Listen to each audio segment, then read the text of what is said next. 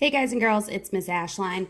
I wanted to show you how to use a number line as a tool to help you understand decimals a little bit better. So there's an example right up here. We've got 1/10, 2/10, 3/10, 4/10, and you can count by tenths and you can see it goes 1, 2, 3, 4 with the denominator staying 10.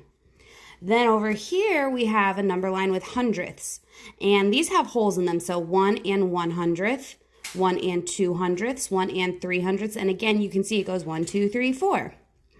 Now there are things in between these different decimals. So right here we see it says to locate 45 hundredths on the number line. Well, I've got 40 hundredths and 50 hundredths, so I need to think to myself, what comes between 40 and 50?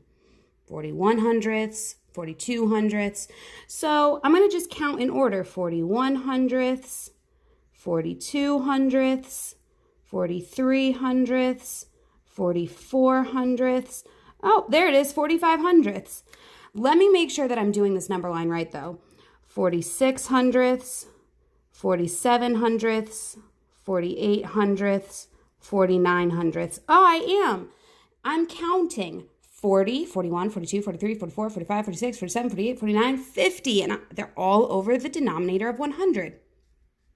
Now over here, you'll see it's a little bit different. They gave you the decimal points and they said, name the decimal and the fraction for each point on the number line. So I need to figure out, well, what is this number line telling me? Here's 0, 1, 2. Those are our holes. All right, halfway between 0 and 1 whole is 5/10, which is the same thing as 50 hundredths. Well, I need to figure out what E would be.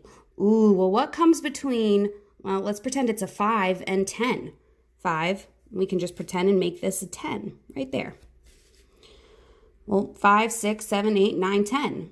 Oh, 0 and 6/10, or 6/10, or, oh my goodness gracious, look at all that we can do.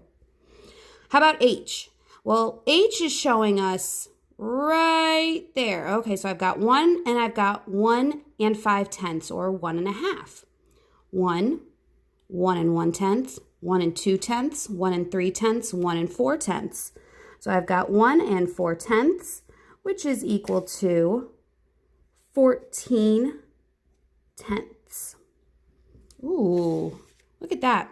I'm going to stop right there and see if you can figure out what F and G would be. Now, F and G are on a smaller number line, 1 and 30 hundredths. What would the next one be? Because then the next number they show us is 1 and 35 hundredths. So we need to figure out what would go in between. Comment with your answers down below. Extra credit if you're in my class for those comments down below. Have a great day.